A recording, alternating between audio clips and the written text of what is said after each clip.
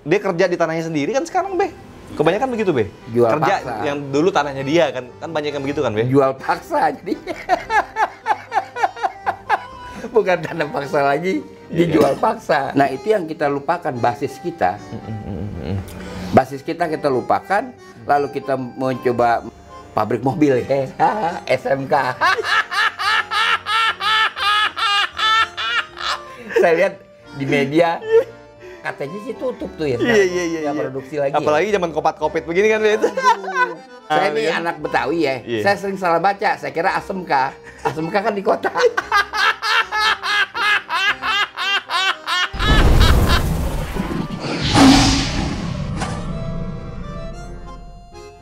Ya, assalamualaikum warahmatullahi wabarakatuh, teman-teman semua. Balik lagi bersama gue Vasco Rusemi di Macan Idealis. Nah, teman-teman, hari ini kita sama Mbak Be Rino Sedi lagi. Nah, gue mau ngobrol sama Mbak Be mengenai gini loh.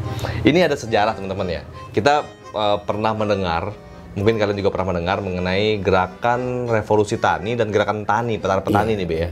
Nah, itu di sekitar abad-abad 19 pertengahan tuh, Be ya, kira-kira, Be ya. Iya. Yang menarik gini loh, Be. Dulu ada gerakan tani besar, sangat besar gitu, Be. Iya. Kenapa sekarang hanya gerakan buruh aja misalnya gitu loh, Be? Oh, gitu, kenapa ya. Tani tidak bergerak? Apa pandangan Babe mengenai hal itu, Be? Oh iya, begini ya, kalau kita mulai dulu dari segi sejarah ya. Iya. Istilahnya tuh pemberontakan petani di Jawa. Sartono Kartodirjo pernah menulis buku tentang ini. Pemberontakan petani di Jawa itu sebagai reaksi dari tanam paksa yang dikeluarkan pada tahun 1830. Peraturannya oleh pemerintah kolonial. Jadi tanah-tanah siapa yang nentukan tanam, pejabat kolonial. Itu dia nggak bisa. Iya. Pemerintah pada masa itu, Be. Iya, kolonialisme ya begitu. Iya. Ini kan tanah petani milik dia. Kesuburannya juga dia urus. Tahu suruh nanam tanaman yang disukai oleh kolonial untuk kepentingan dia, kepentingan ekspor dia, bukan kepentingan petani. Nah, tetapi reaksi itu agak lambat ya. Tanam paksa itu 1830, tapi reaksi pertama dari Ahmad Ngisa, itu ya, spellingnya cara daerah Ahmad Ngisa. Tapi Ahmad Ngisa tidak sepopuler Ahmad Rifangi. Ahmad Rifangi itu bergerak setahun saja, dari 1859 sampai 1860, setahun. Dia melakukan aksi-aksi protes hampir di sekeliling pesisir utara Jawa Tengah. Base dia di Pekalongan. Maka yang legendaris nama Ahmad Rifangi, kalau kita kaitan dengan pemberontakan petani di Jawa. Setelah Ahmad Rifangi itu masuklah Tambun yang besar, kita bicara ya. Tambun itu besar, Tambun itu 1869 ya. Gerakan petani Tambun. Tuntutannya lain lagi karena dia harus membayar sewa di atas tanahnya sendiri kan. Maka pemberontakan itu justru pemimpinnya bukan orang Tambun, pemimpinnya Rama Batujaya. Rama Ratujaya. Dia tinggal di Ratujaya, Depok. Ini dia mati atau tewas dalam pertempuran Rama Ratujaya. Lalu setelah itu banyak sekali pemberontakan, termasuk yang besar adalah 1888 pemberontakan di Cilegon. Tokohnya adalah Haji Wasit. Tani juga? Tani. Itu 4 hari itu pemberontakan Cilegon. Itu Haji Wasit ya. Kemudian hari putra Haji Wasit menjadi anggota konstituante fraksi Masyumi, putra Haji Wasit. Nah itu bukan saja di Cilegon, karena base mereka juga ada di Bambu Larangan, Tangerang. Bahwa banyak sekali, hampir satu kampung orang Bambu Larangan di Keduk itu tuh penangkapannya. Itu pemberontakan Cilegon terhadap rezim pada masa itu. Terhadap rezim pada waktu itu. Ya. Kemudian pemberontakan lain yang besar itu adalah Ciomas ya. Karena Ciomas Bogor, karena menewaskan 41 Belanda dan kaki tangannya. Besar itu. Pemberontakan Ciomas. Sampai nyawa, Be ya? Nyawa. Oke. Lalu setelah Ciomas, Condet ya. Condet itu Haji Entong. Haji Betawi Entong, nih? Betawi. Dia mulai sangat menarik pemberontakan itu dengan sindiran topeng Betawi.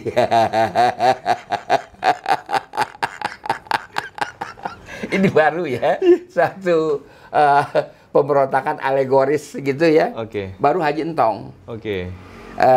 Pada zaman itu modern lah itu ya. Oke. Itu kan modern. Itu Haji Entong itu 1916 kan. Oke. Haji Entong itu dia main lenong di rumah tuan tanah. Main topeng di depan rumah tuan tanah. Tuan tanahnya perempuan ya. Oke. Lady Rawlinson. Oh, dia ngedemonya main lenong tuh, ngedemo. Iya, main topeng. Oke.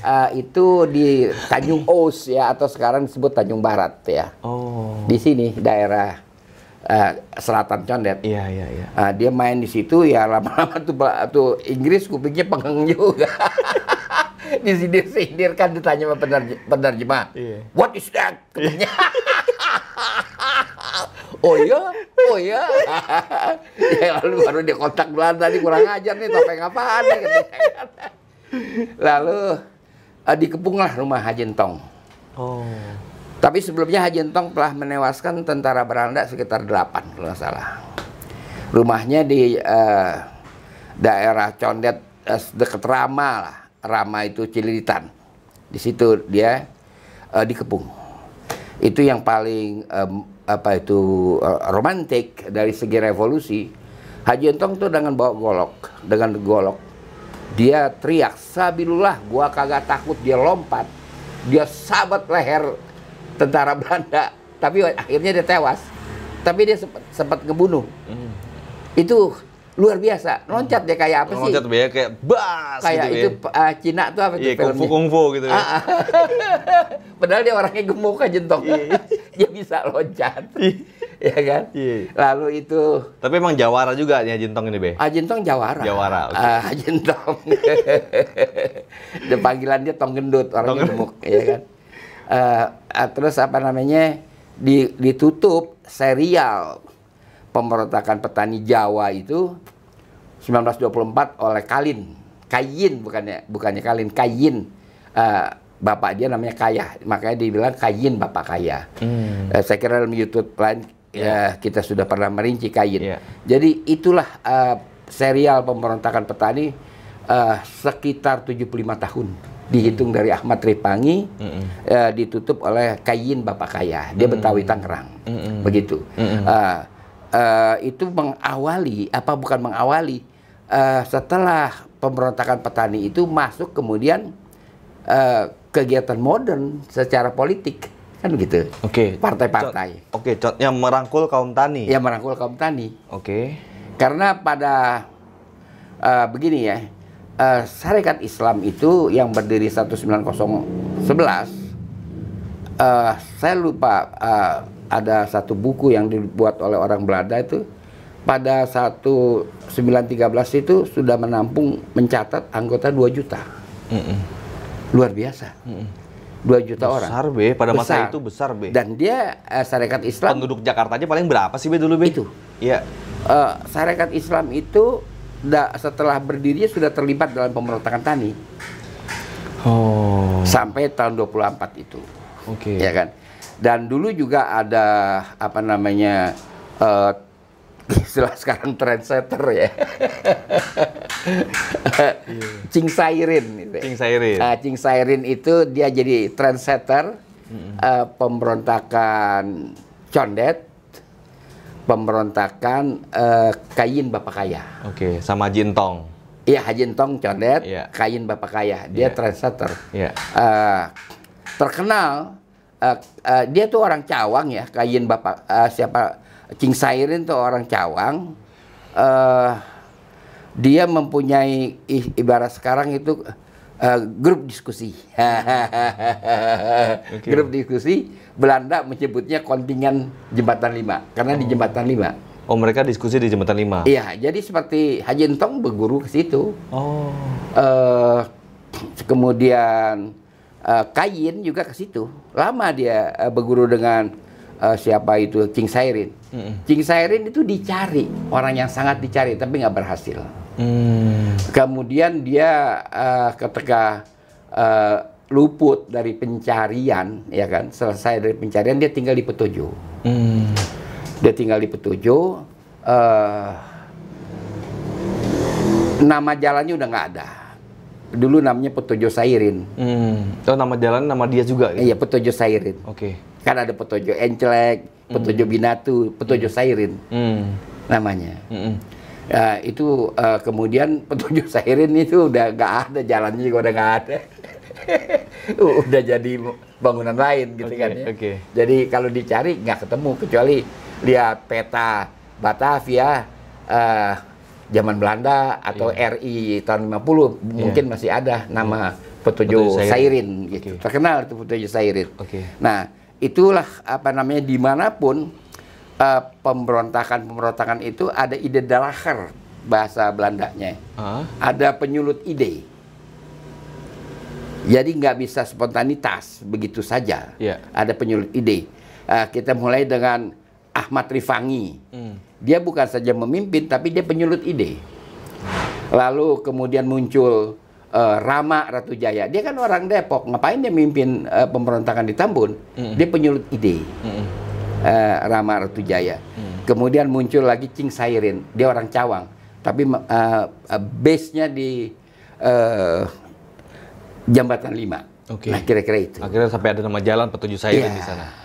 Nah, kemudian gerakan-gerakan itu melenyap, gerakan petani ya, karena Belanda juga apa namanya menghapus itu tanam paksa, dihapus. Oh, ada efek ya, dampak dari gerakan itu semua. Akhirnya Belanda merasa oke lah, karena rakyat meminta begitu. Iya. Karena ini pengaruh dari di Eropa kan ada gerakan egalitarianisme. Gerakan keadilan. Ya, mau nggak mau. Oh, jadi Belanda ini dia juga masih ikut juga apa gerakan bawah tanah itu, gerakan-gerakan tuntutan rakyat juga Belanda ikut juga. Dia tuntutan rakyat dia ikut, dan juga ada pantau dari asing, kan kita udah ada konsulat asing di sini. Jangan salah. Jadi dari dulu pergerakan di Indonesia itu tidak lepas dari pemantauan global. Dari dulu? Dari zaman kolonialisme? Dari dulu. Jadi memang Hindia Belanda berarti nggak bisa semena-mena banget juga loh, Be? Nggak bisa.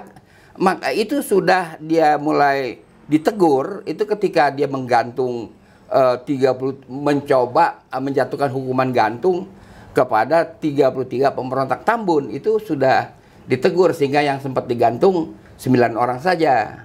Yang 24 lolos. Mungkin ngantri gantungannya alfabetis kali ya. Mungkin.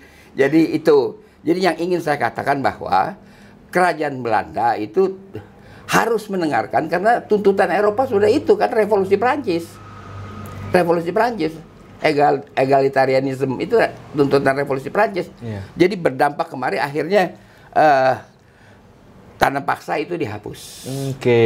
Terus gini Be ya, kalau kita bicara gerakan tani kan sangat masif juga banget dulu Be ya. Karena pada dasarnya adalah kesejahteraan tani yang kurang diperhatikan oleh rezim pada masanya. Pada masa ke masa itu Be ya. Kalau sekarang saya lihat, apakah betul sekarang rezim petani-petani itu sudah sejahtera? Kayaknya dibilang sejahtera juga nggak juga deh. Teman-teman sini ada yang petani nggak? Coba kalian tulis di kolom komentar. Tapi masalahnya, kenapa sekarang agak redam gerakan-gerakan tani, gerakan aktivis-aktivis tani bergerak di permukaan? Kenapa Be ya? Yang pertama begini ya, kalau dulu tanah dikuasai secara paksa oleh kolonial, kalau sekarang kan dibeli. Jadi kebun sawit. Iya, sama kan? Perusahaan-perusahaan besar gitu Be ya? Jadi kebun sawit. Tahu-tahu perusahaan-perusahaan sawit ngeringkuk karena ekologi dunia menolak sawit, karena itu penanaman sawit merusak lingkungan. Nih. Ya kan? Dia lagi bingung nih. Dia udah telanjur beli tanah ribuan hektar. Nah, habis petani.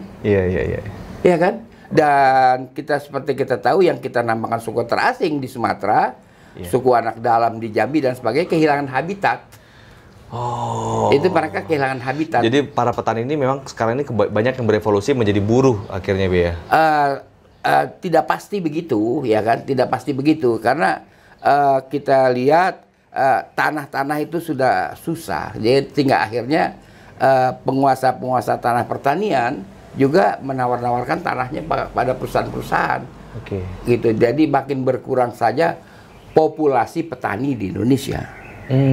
Makin berkurang. Mungkin yang buruh tani masih banyak, tapi kalau berarti zaman dulu tuh namanya Kalau petani. buruh tani, yes. Ya, zaman dulu tuh namanya petani itu tanahnya tanah milik mereka sendiri gitu Milik ya. mereka. Kalau sekarang kebanyakan buruh tani. Buruh tani aja. Yang kerja lu bertani tapi Iya. ngejain tanah orang. Yes. Oh. Itu. Nah sekarang si orang itu udah menjual habis yang sebelah sono udah dijual ke ono, yang di sono dipakai sama jalan layang.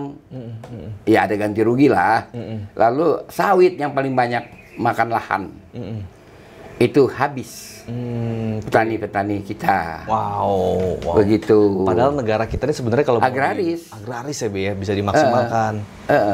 Dengan kita juga pernah swasembada pangan dulu kan Be ya, kalau nggak salah Be. Iya. Swasembada pangan, jangan salah. Pada zaman Ui Tiong Ham menjadi raja gula di Jawa, Jawa Tengah itu setelah Perang Dunia ke-1, sebelum Perang Dunia kedua, Jawa pemasok gula di pasar dunia itu 50%. Wow. Gula pasir, iya. Jawa. 50% Be. 50%. Wow. Dan tembakau Delhi di dalam pasar tembakau di Bremen itu top. Dulu. Ya kan? Lalu kan muncullah gagasan-gagasan industrialisasi itu yang menghabiskan itu. Sebenarnya itulah tuntutan zaman, iya, ya kan. Tetapi kan harus dirancang. Iya.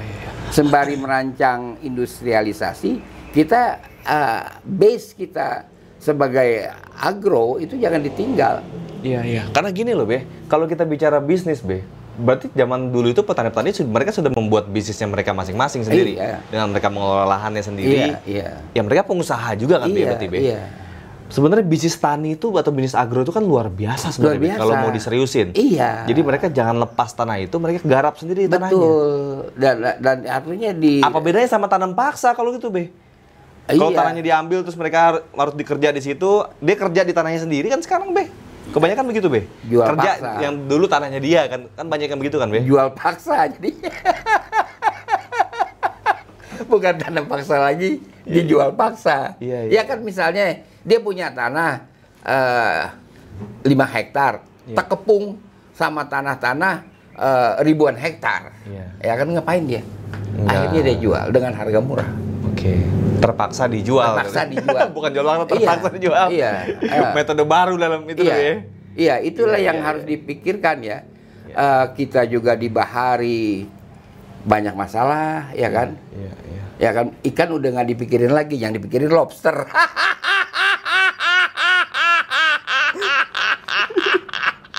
Kapan di laut bukan ikan doang kan, tapi ramenya lobster. Iya. Kan begitu. Iya. Jadi apa di darat, di laut persoalan terus. Iya. Iya kan? Iya. Ya kan? Ya, ini menarik banget teman-teman ya. Jadi memang pergeseran zaman itu sudah terjadi lah sekarang ini. Kita juga memang harus menanggapinya ini dengan serius. Tapi kita harus mungkin mereformasi gaya tani kita karena kita negara yang agraris. Apabila kita bisa maksimalkan agro ini dan kelautan kita, ini saya yakin Be, Indonesia bisa jadi negara kaya lagi. Iyalah, kita ambil indikasi dari 2 tokoh pemberontak ya. Haji Ahmad Rifangi. Haji Entong Gendut, dia sudah bisa berlayar ke Mekah loh, kaya kan? Iya pasti Be. Dia ini kan petani. Iya. Petani. Pada masa itu ke Mekah kan mahal tuh ya. Makanya. Iya. Nah itu yang kita lupakan, basis kita. Basis kita lupakan, lalu kita mencoba jadi pabrik mobil ya. SMK. Saya lihat di media katanya sih tutup tuh ya. Iya. Nggak produksi lagi. Apalagi zaman kopat-kopit begini kan Be. SMK. Iya, tadi kita udah berharap ada mobil nasional. Saya ini kan? anak Betawi ya. Iya. Saya sering salah baca. Saya kira ASMK. ASMK kan di kota.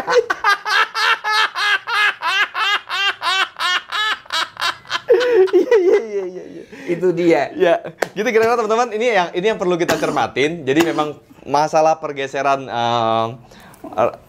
pergeseran orang-orang tani itu menjadi sekarang jadi buruh tani itu ternyata karena memang ada konsep yang seperti kayak dikendalikan, seperti kayak diatur dan di ada tangan-tangan besar yang menguasai itu gitu Be. Jadi seakan-akan mereka bergerak alami, organik, yang semuanya akhirnya menjadi buruh tani. Coba kalau bisa teman-teman yang masih punya lahan di sini, mereka teman-teman aktifkan lagi tanahnya, tanam gitu Be ya. Tanam apapun yang kalian suka, itu bisa jadi duit kok. Dan kalau kita semua bisa memaksimalkan apa yang ada di sekeliling kita, tanah-tanah itu, dan tanah kita terkenal subur. Pernah ada dulu lagunya apa Be? Patani. Bukan lautan, hanya kolam susu. Iya, itu kan nggak bisa dinyanyiin lagi. Ya kan? Iya. Coba teman-teman tulis di kolom komentar, kalian dari daerah mana? Apakah pertanian di daerah kalian masih semerbak? Juga lagu itu waktu potong padi. Iya. Di tengah sawah. Sambil bernyanyi riuh rendah. Udah kagak ada. Sekarang lagunya nunggu gajian jadi Be. Iya, jadi mereka panen juga ya udah kan yang kaya pengusahanya kan gitu. Iya, itu dia. Coba kalian mulai komentar di bawah apa tanggapan kalian mengenai hal ini, bagaimana kondisi bangsa kita. Yuk kita gelorakan lagi semangat bertani kita. Assalamualaikum warahmatullahi wabarakatuh.